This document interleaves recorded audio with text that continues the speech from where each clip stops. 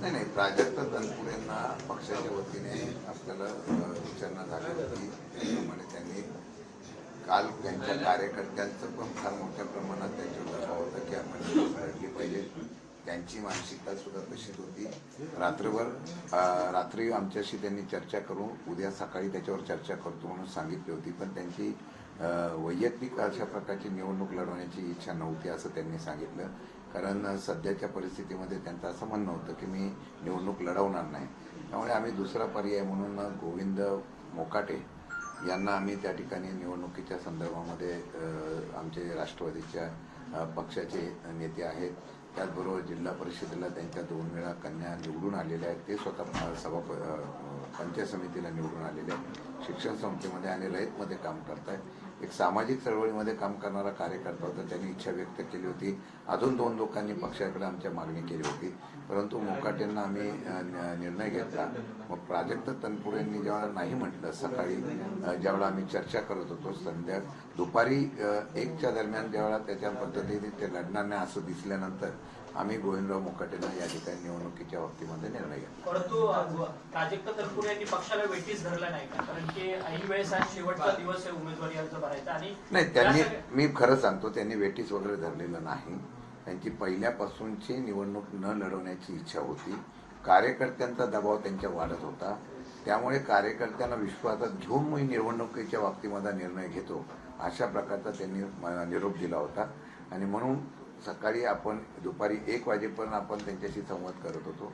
शेवटी त्यांची मानसिकता नव्हती ही वस्तुस्थिती आहे. त्यामुळे त्यांनी माघार घेतली असेल, परंतु आपण उमेदवार तिथं महाविकास आघाडीच्या वतीने त्या ठिकाणी दिलेला आहे. परंतु भाजपसोबत ते बोलणी करतात हे मात्र महाराष्ट्रामध्ये संपूर्ण महाराष्ट्र ते भाजपबरोबर ते बोलणी करायला गेलेले नव्हते. भाजपचे नेते त्यांच्याकडे गेले होते असं मला कळत आहे. मला काही माहिती नाही, पण भाजपचे नेते त्या ठिकाणी गेलेले होते त्यांच्याशी चर्चा करायला.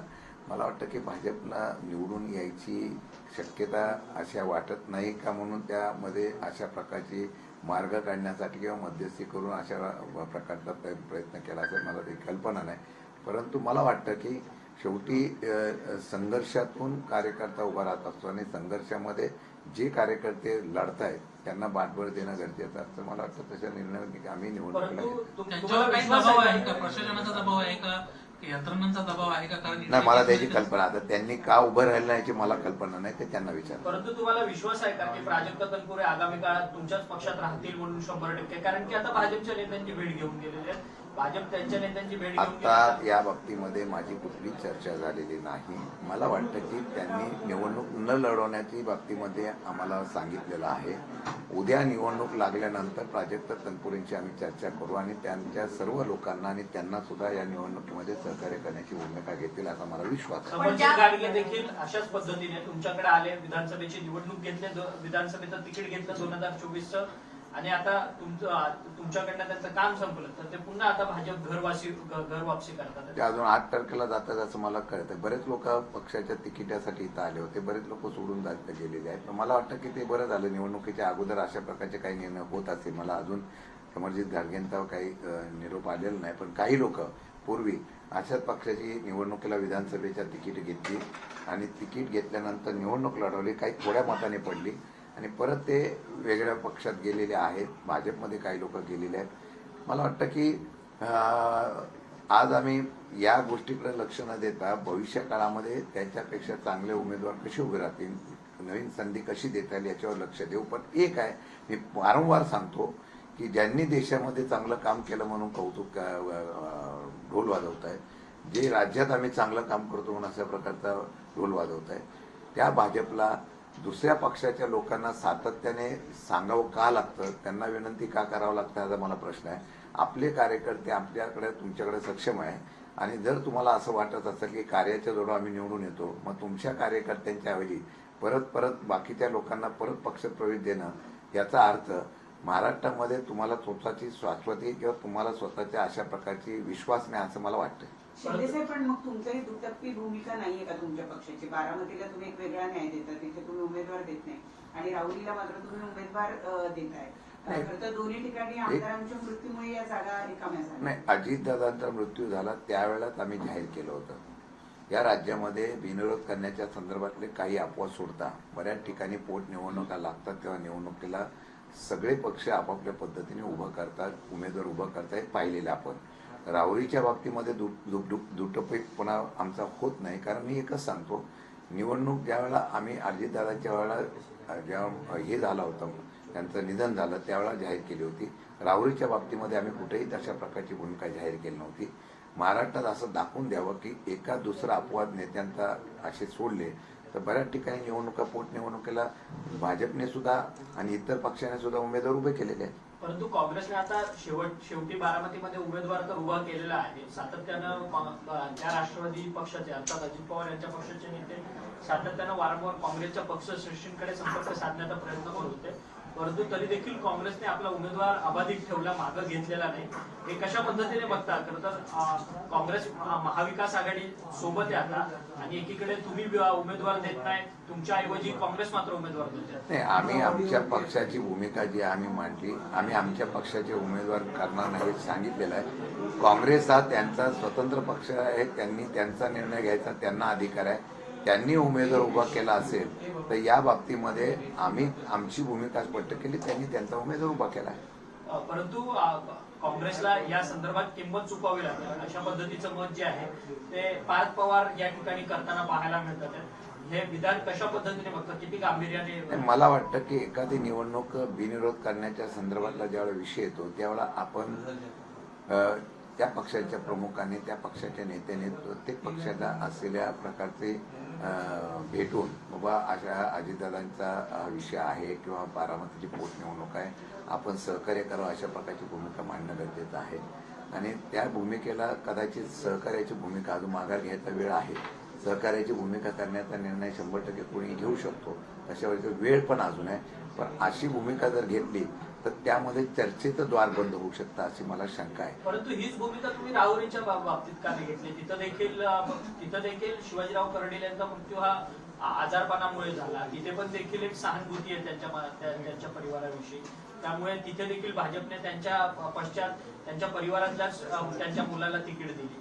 मग एकीकडे बारामतीला वेगळा न्याय आणि राहुरीला वेगळा न्याय. मगाशी सांगेल ना, त्याचं उत्तर मी मगाशी दिलेलं आहे. परत आता त्या विषयावर उत्तर देणं योग्य नाही. मी ती भूमिका सांगितलेली. महाराष्ट्रात तुम्ही आतापर्यंत बघा, तुम्ही जेवढ्या निवडणुका झाल्यात, पोटनिवडणुका, भाजपने सुद्धा काही ठिकाणी शिवसेना असेल कोणी उमेदवार उभे केलेले आहेत ना, तिथे सुद्धा कोणाचे तरी वडील वारला होता, कोणाचे पती वारले होते, तरी सुद्धा निवडणुका झाल्या. किती उदाहरणं सांगू तुम्हाला, की तिथे उमेदवार उभे केलेत ना. मग त्यावेळेला हे दिसत नाही. मला वाटतं की आम्ही आमच्या भूमिका काही स्पष्ट केलेल्या आहेत. जिथे शब्द दिला होता तिथं शब्द आम्ही म्हणणं मांडलं होतं, तिथं आम्ही तो निर्णय घेतलाय. पवार साहेबांना पुन्हा एकदा शपथ घेतलेली पवार साहेबांना राज्यसभेची पुन्हा एकदा शपथ घेतलेली आहे. तुम्ही सर्व खासदार देखील त्या ठिकाणी उपस्थित होते. काय भावना त्याने? खरं म्हटलं तर देशाच्या आणि राज्याच्या राजकारणामध्ये एका उत्तुंग व्यक्तिमत्वाची महाराष्ट्राच्या आणि देशाच्या असलेल्या सगळ्याचा राजकीय, सामाजिक आणि सगळ्या क्षेत्रातला अनुभव असलेल्या एका व्यक्तिमत्वाची गरज होती. आणि महाविकास आघाडीच्या आमच्या सगळ्या नेत्यांनी, सगळ्या पक्षप्रमुखांनी हा निर्णय घेतला. आणि एका नेत्याला 60 वर्ष सलग या ठिकाणी राजकारणामध्ये, समाजकारणामध्ये काम करत असताना परत एकदा बिनविरोध करण्याचा निर्णय झाला. त्याबद्दल ज्यांनी सहकार्य केलं त्याचा मी आभार व्यक्त करतो. पण त्यांच्या असलेल्या राज्यसभेचा अनुभव आणि त्यांच्या असलेल्या राज्यसभेची उपस्थिती महाराष्ट्राच्या, देशाच्या राजकारणात ही बळ देणारी तर ठरेलच, पण महाराष्ट्राच्या हितासाठी सुद्धा निर्णय घेणारी योग्य ठरेल असं मला वाटतं. त्यामुळे मी त्यांच्या आजच्या शपथविधीतून मी एकच सांगेन, आमच्या असलेल्या मित्र पक्ष आणि सगळ्यांना एक स्फूर्ती आणि शक्ती मिळेल. त्याच्याच बरोबर त्या ठिकाणी विरोधकांच्या संदर्भातली भूमिका घेणार आहे एक मार्गदर्शक अशा प्रकारचं नेतृत्व आज आपल्याला परत एकदा या असलेल्या राज्यसभेमध्ये पाहायला मिळतं.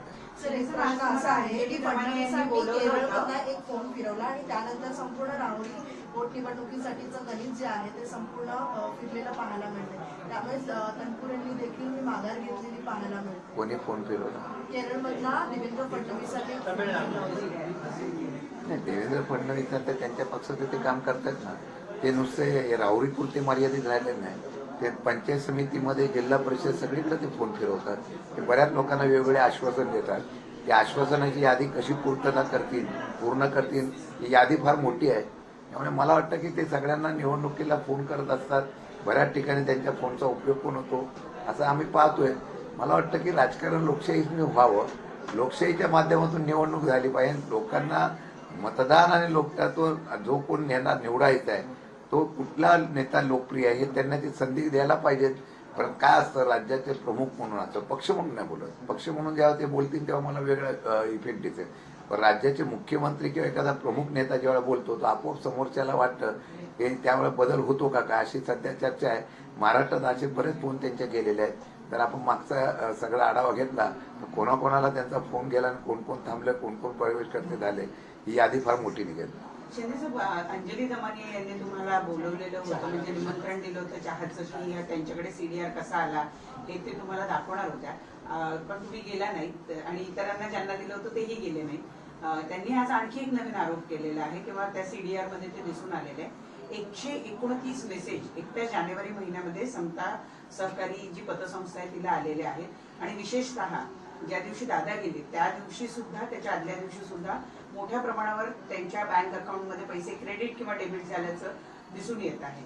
या आरोपाकडे तुम्ही कसं पाहता? आणि त्यांचं असं म्हणणं आहे की विरोधक तुम्ही सुद्धा की जो मुद्दा आहे खरा त्याच्यावर कॉन्सन्ट्रेट करण्याऐवजी अंजली दमानियाकडे सीडीआर कुठून आला याच्यावर काय कॉन्सन्ट्रेट करा? हा मुद्दा आम्ही नाही कॉन्सन्ट्रेट करत होतो. पत्रकाराने विचारला म्हणून मी त्याला उत्तर दिलं होतं. मी एवढंच सांगितलं होतं की आता मुद्दा निघाला, पण अंजली दमानिया जे आहे ते काही का होईना एक सामाजिक कार्य करताना, काम करत असताना महाराष्ट्रातल्या काही विषयासंदर्भातून आवाज उठवत असतात. निदान विरोधकांचा आवाज जर सरकार ऐकत नसेल तर त्यांचा तरी आवाज त्यांना ऐकावा अशी आमची अपेक्षा आहे. त्यामुळे ते काम जे करतात ते त्यांच्या पद्धतीने करतात. त्यांनी मला निमंत्रण दिलं होतं, माझ्या पक्षाच्या बैठका चालू असल्यामुळे मला जाता येत नाही, पण निश्चितपणे मी त्यांना भेटणार आहे. त्यांचा चहापाण्याचं निमंत्रण मी स्वीकारणार आहे आणि ते कशा पद्धतीने हे पुरावे शोधतात त्यांचा मी माहिती घेणार आहे, जेणेकरून विरोधक म्हणून मला त्याचा उपयोग करता येईल, जेणेकरून सत्तेमधल्या लोकांच्या संदर्भामध्ये काही हा अभ्यास करून मला जर फायदा होत असेल तर तो निश्चितपणे त्यांचं निमंत्रण स्वीकारून मी त्यांच्याकडे जाणार आहे. एसएमएसचा मुद्दा किती महत्वाचा वाटतो जो आज त्यांनी काढलाय? एसएमएस समता परिषद नाही, आता मागे सुद्धा ह्या शंका होत्या. या शंकामध्ये अजितदादांच्या झालेल्या अपघाताच्या बाबतीमध्ये आजही, मी याच्याशी त्याचा कनेक्टेड करत नाही, आजही कुठल्याही परिस्थितीमध्ये ना सीआयडीचा काय रिपोर्ट आला, ना ब्लॅक बॉक्सचा रिपोर्ट काय आला, नंतर कुठला काय आला, अजूनही सत्यता बाहेर येत नाही. त्यामुळे शंका आजही लोकांच्या मनामध्ये आहे. अनेक अपघात या देशामध्ये झाले, अनेक उत्तुंग नेतृत्व गेलं. त्या नेतृत्वाच्या बाबतीमध्ये सुद्धा अशा प्रकारच्या शंका कुशंका आल्या होत्या. त्याची उत्तरं आज शोधतोय.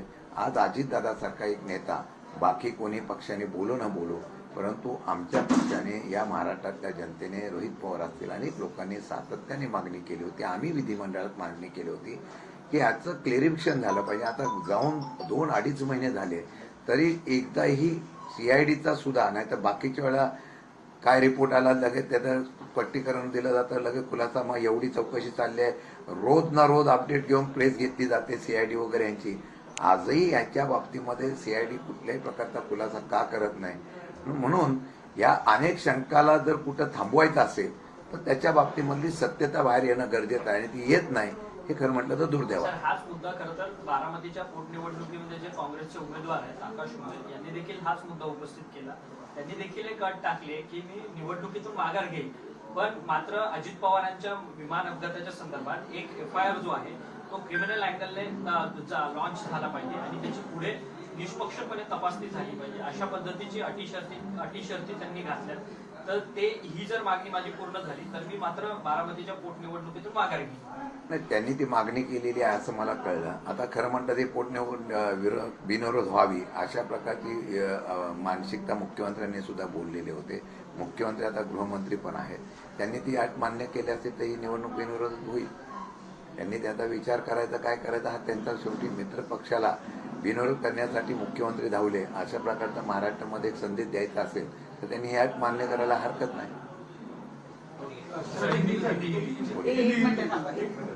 आज नाना पटोलेंनी जो महाविकास आघाडी कार्यकाळामध्ये अध्यक्षपदाचा राजीनामा दिला होता त्यावरनं गटाचे नेते संजय राऊतांनी म्हटलंय की मुळात ही चूक होती आणि काँग्रेसने हा परस्पर निर्णय घेतला होता. खरं आहे असं? हे खरं म्हटलं तर तुम्हाला मी सांगू का, त्यावेळेला अध्यक्षपदाचा जर राजीनामा झाला नसता, हे त्यावेळेला पण अनेक वेळा ही चर्चा झालेली आहे. अजितदादा असताना त्यांनी वगैरे बाकीच्या सगळ्यांनी हा विषय मांडला होता. तर मला वाटतं ही सरकार पडण्याची व बाकीची गोष्ट झाल्यानंतर असो जुना विषय आहे. आता आम्ही महाविकास आघाडी म्हणून आम्ही एकत्रपणे काम करतोय आणि चांगल्या प्रकारचं ट्युनिंग आहे.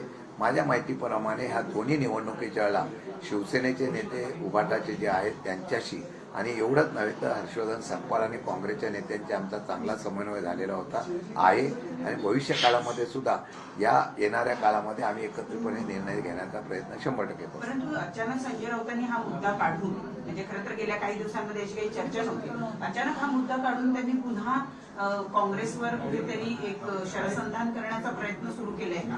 कारण त्यांचे नेते हे त्यावेळेला मुख्यमंत्री होते. मला वाटत नाही की अशा प्रकारचा विषय काढून काँग्रेसवर निश्चित. शेवटी संजय राऊत आणि सामनाचा अग्रलेख हा आपल्या पद्धतीने व्यक्ती स्वातंत्र्य म्हणून लोकशाहीतून ते बोलत असतात. काही त्यामध्ये मुद्दे पण येत असतात. त्या मुद्द्याला धरून मला वाटतं की याची चर्चा होणं गरजेचं नाही. भविष्य काळामध्ये या सर्व गोष्टीचा विचार करताना सावधतेने सर्व पक्षांनी या असलेल्या समन्वयातून व्यवस्थितपणे चालण्याचा प्रयत्न करणं गरजेचं आहे असं मला वाटतं. आता किती